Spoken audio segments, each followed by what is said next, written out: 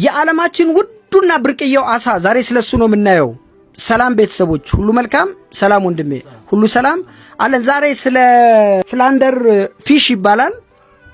በጥልቁ ባህር ውስጥ ከሚኖሩት አሳዎች ውስጥ አንዱ ነው።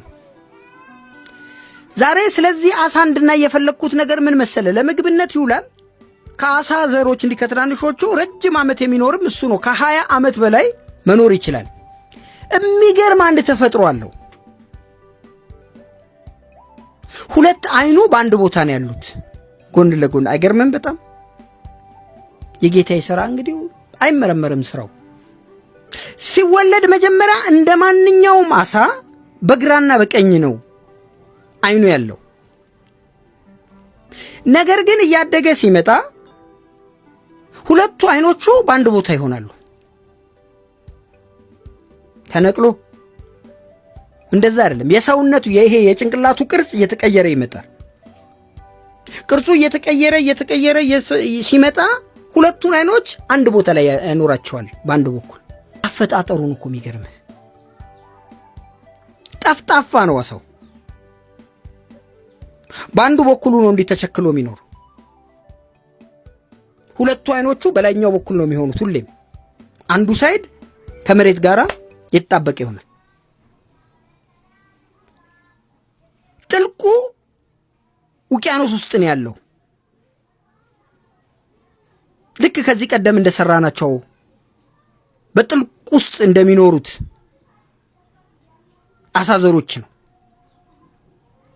ከ3000 ሜትር በታች ከዛም በታች አንዳንድ ጊዜ 5-6 ሜትርም ሊሆን ይችላል ወደ ታች። ሌላው በጣም የሚገርምህ ነገር ያለበትን ቦታ ነው የሚመስለው። ብዙ ጊዜ አሸዋው ላይ ከሆነ ከአሸዋው ጋር ይመሳሰላል ከለሩን። ልክ እንደ እስስት እንደሚባለው የአሸዋውን ከለር ይይዛል።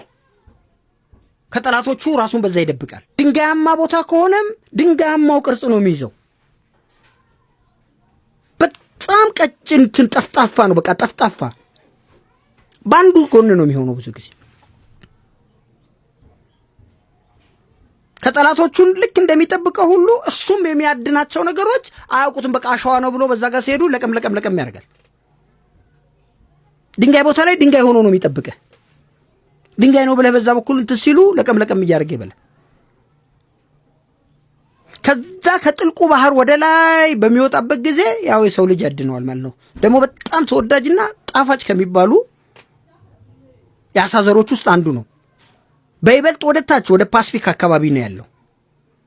ለምግብነት በጣም ይፈልጋል። ዘሩ ቶሎ ስለማይገኝ እንዳልኩ በጣም በጥልቅ ስለሆነ ወደ ታች ያለው በጣም ውድ ከሚሸጡት የአሳ ዘሮች ውስጥ አንዱ ይሄ ሁለቱ አይኖቹ በአንድ ጎን በኩል ያሉት የአሳ ዘር ነው። እንደሚመቻችሁ ተስፋ አደርጋለሁ። አመሰግናለሁ።